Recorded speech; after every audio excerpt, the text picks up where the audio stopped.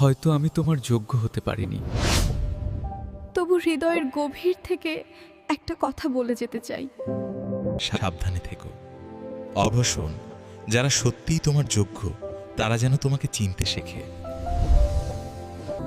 আমি না পারলেও তোমার জীবনে এমন একজন আসুক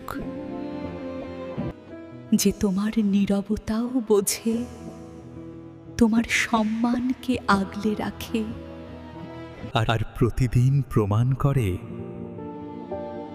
তুমি কতটা অমূল্য। ভালোবাসা মানে শুধু পাশে থাকা নয়, ভালোবাসা মানে নিরাপদ অনুভব করানো, যেখানে মনটা ভয় ছাড়াই বিশ্রাম নিতে পারে। তুমি কি এমন কাউকে পেয়েছো যে তোমাকে সত্যিই বুঝেছে? মনের কথা কমেন্টে লিখে ফেলো, ভিডিওটি শেয়ার করো, হয়তো কারো চোখ খুলে যাবে। কিছু কথা বলা হয় না, তবু গভীরভাবে অনুভব করা দরকার।